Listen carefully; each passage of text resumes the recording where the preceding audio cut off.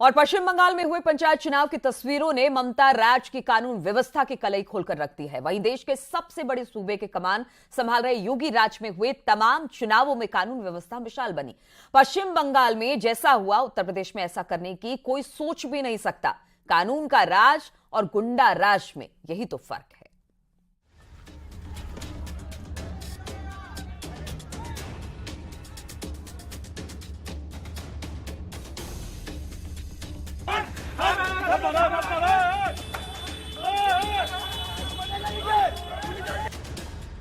योगी ने जो कर दिखाया ममता से ना हो पाया।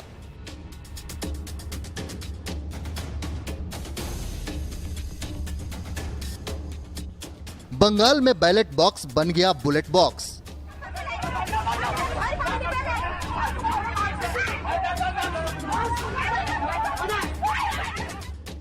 दीदी राज में गोली और बम, योगी राज में दम।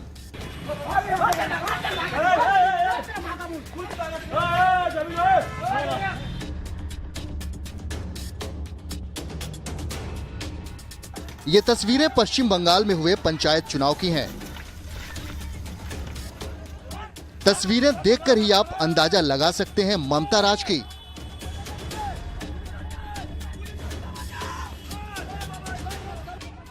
हर एक तस्वीर बता रही है कि कैसे पश्चिम बंगाल में लोकतंत्र बेबस नजर आ रहा है।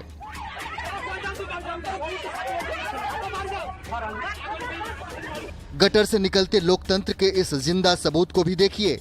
ममता की पुलिस चाहकर भी बंगाल को शर्मसार होने से नहीं बचा सकी। अब इसकी तुलना आप योगी राज में हुए पंचायत चुनाव और विधानसभा चुनाव से करिए। देश के सबसे बड़े प्रदेश की कमान संभालने वाले सीएम योगी आदित्यनाथ के राज में कोई इस तरह से दंगा सोच भी नहीं सकता, क्योंकि इसके बाद अंजाम भी सबको पता है। बाबा का बुलडोजर ऐसे लोगों से निपटना अच्छी तरह से जानता है। तभी तो यूपी में हुए तमाम चुनाव में परिंदा भी पर नहीं मार सका और सारे चुनाव शांति से निपटे। और टीएमसी की ममता दीदी की सरकार इसके सवालिया घेरे में है कि किस तरह से क्या हिंसा के भरोसे टीएमसी वहां सत्ता में रहना चाहती है। लोगों को डरा धमका करके और लोगों की हत्याएं करा करके वहां सत्ता शासन में रहना चाहती है। आज पश्चिम बंगाल का जो राज्य निर्वाचन आयोग है वो भी सवालिया घेरे में है कि सेंट्रल फोर्सेज के बावजूद उनका उपयोग उस तरह से नहीं हुआ कि लोगों की जानो माल की रक्षा हो सकती। और उत्तर प्रदेश में विधानसभा की चुनाव संपन्न हुई, पंचायत की त्रिस्तरीय चुनाव संपन्न हुई। जिस तरह से पूरी तरीके से शांति व्यवस्था यहाँ रही और जिस तरह से आदरणीय योगी जी की सरकार ने चुनाव कराया उसकी चारों तरफ प्रशंसा होती है। पश्चिम बंगाल के पंचायत चुनाव में देश ने वो सब देखा जो यूपी और बिहार 90 के दशक में देखता था। लेकिन योगी राज में अब ये सब बातें बवालियों और दंगाइयों के लिए बुरे सपने की तरह हो गया है, जिसे वो कभी याद भी नहीं करना चाहते हैं। लेकिन पश्चिम बंगाल में दहशतगर्दी का ऐसा आलम था जो बैलेट बॉक्स की जगह बुलेट बॉक्स में बदल दिया और चुनाव के खत्म होने तक अनवरत चलता रहा। पश्चिम बंगाल में उत्तर से लेकर दक्षिण तक हिंसा, बमबाजी, गोलीबारी, चाकूबाजी और आगजनी से वोटर्स भी भय के साए में रहे। कई इलाकों में तो वोटर्स तक को घर से नहीं निकलने दिया गया। कांग्रेस भी इसके लिए सीधे ममता को ही जिम्मेदार मान रही है। इसके लिए मुख्यमंत्री जिम्मेदार हैं। जो लोग भी हिंसा फैला रहे हैं उनके खिलाफ सख्त कार्रवाई होनी चाहिए। बंगाल से हर दूसरे दिन इस तरीके की खबरें आती हैं। ऐसा लगता है कि बंगाल के अंदर आहिस्ता आहिस्ता हिंसा फैलती जा रही है। जिस बैलेट बॉक्स से लोगों की तकदीर बदल जाया करती है, ममता राज में उसे बंदूक और बुलेट ने बंधक बना लिया। कहीं उसे लेकर भागने और कहीं उसे जलाने की तस्वीर आम हो गई थी। बंगाल में बैलेट की जगह बंदूक चल रही थी। लोकतंत्र नालियों में नजर आया। शुक्रवार की शाम से शनिवार शाम तक 24 घंटे में 19 लोगों की जान गई। शनिवार को 18 की मौत हुई। रविवार को एक और व्यक्ति ने दम तोड़ दिया। मरने वाले सभी राजनीतिक दलों के कार्यकर्ता बताए गए हैं। बंगाल में हुई हिंसा में 50 से ज्यादा लोग घायल हुए हैं। विपक्षी पार्टियों ने 30 से ज्यादा लोगों के मरने की आशंका जताई है।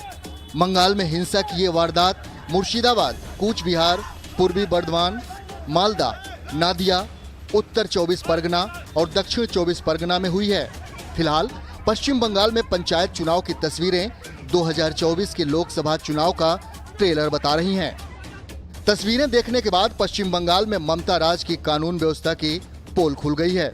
शायद इसीलिए सियासी गलियारों में ये कहा जा रहा है कि यूपी में कानून का राज है और पश्चिम बंगाल में गुंडा राज है।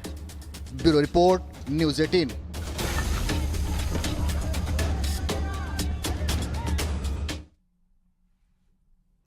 आरएलडी अध्यक्ष जयंत चौधरी को लेकर लगातार कयास लगाए जा रहे हैं कि वो 24 के लोकसभा चुनाव से पहले एनडीए के साथ आ सकते हैं।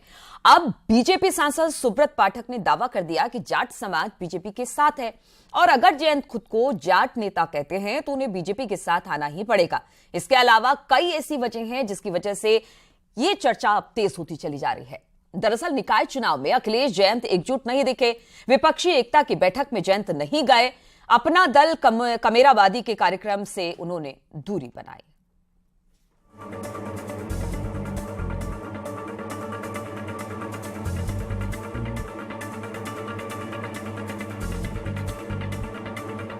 क्या जयंत चौधरी एनडीए में शामिल होने की तैयारी कर रहे हैं? क्या 24 के चुनाव से पहले जयंत चौधरी अखिलेश का साथ छोड़ देंगे? ये सवाल इसलिए उठ रहे हैं क्योंकि कुछ दिनों से सियासी गलियारों में इसकी अटकलें तेज हैं। बीजेपी सांसद सुब्रत पाठक का कहना है कि जाट समाज राष्ट्रवादी है और ऐसे में जयंत को बीजेपी के साथ आना ही पड़ेगा।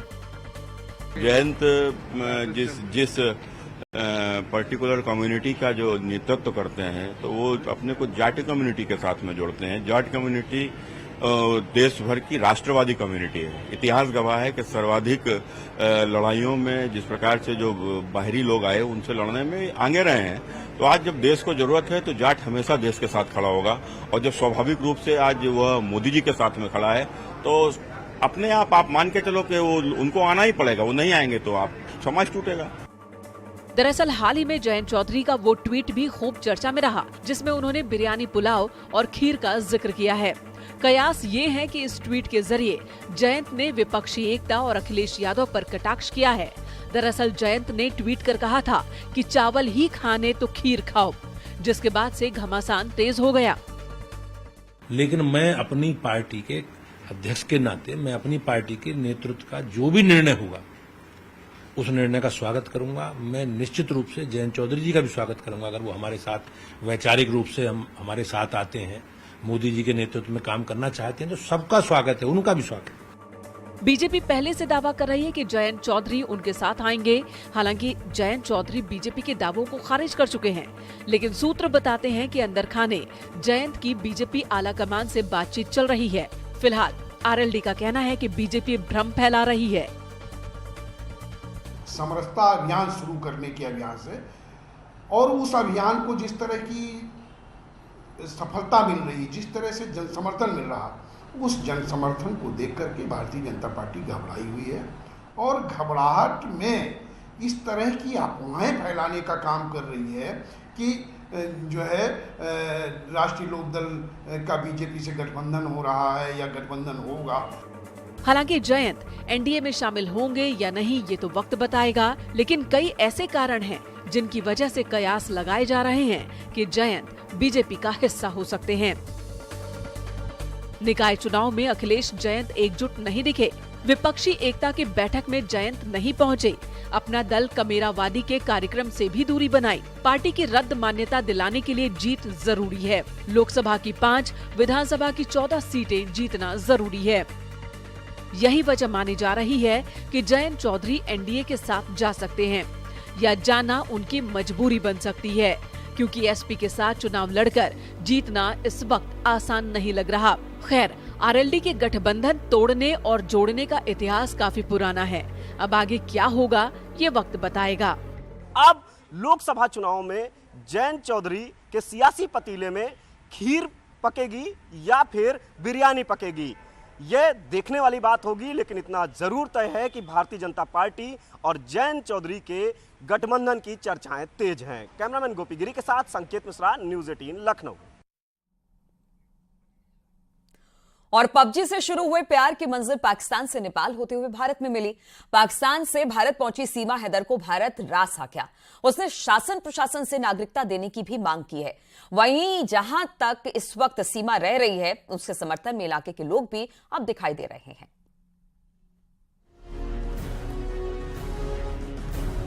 सरहद के बंधन तोड़कर हिंदुस्तान पहुंची सीमा हैदर की आजकल हर तरफ बात हो रही है।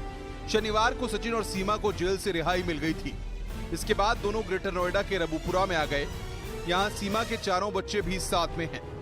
दोनों ने साथ में रहने का फैसला लिया है। जेल से छूटने के बाद रबुपुरा में हलचल तेज है। आस पड़ोस और मोहल्ले के दूसरे लोग सीमा और सचिन से मिलने उनके घर आ रहे हैं। लोगों का तांता लगा हुआ है। मोहल्ले के लोगों में सीमा की एक झलक पाने की बेकरारी देखी जा सकती है। ये तस्वीरें रबुपुरा से सामने आई हैं, जहां गांव के लोग उनके घर पर जमा हैं और दोनों को बेफिक्र होकर जीने का आश्वासन दे रहे हैं, सुरक्षा का भी भरोसा दे रहे हैं। गांव वालों का प्यार पाकर दोनों अभिभूत हैं। मेरा आखिर यही रिक्वेस्ट है आप सबसे कि मुझे यहाँ रहने दें। मैं सचिन की पत्नी हूँ और यहीं रहना चाहती हूँ। यहाँ की नागरिकता दे दें। मैं कल परसों हमारा कोर्ट मैरिज हो जाएगा। पहले गंगा नहाएंगे, हिंदू धर्म अपनाऊंगे, उसके बाद जितना होगा हम पे इतना करे होंगे। बस ये कहना है हमारे घर वालों। सरकार से क्या कहना चाहिए? सरकार से मैं ये कहना चाहता हूँ कि हमारी शादी करवाए और यहाँ की नागरिकता दें। बस हम अपना घर बसाना चाहते हैं। इसके अलावा सोशल मीडिया पर भी सीमा की रील और उनके प्यार की कहानी छाई हुई है। पाकिस्तान से ग्रेटर नोएडा आई सीमा गुलाम हैदर रील्स बनाने की शौकीन है। सीमा ने 800 से ज्यादा रील बनाई हैं। सीमा और सचिन की एक और रील वायरल हुई है। सचिन ने सीमा की मांग भरते हुए रील बनाई है। और रुकेंगे यहाँ पर छोटे से ब्रेक के लिए, बहुत जल्द हाजिर होंगे। न्यूज़ 18 नेटवर्क, आप देख रहे हैं न्यूज़ 18 उत्तर प्रदेश उत्तराखंड।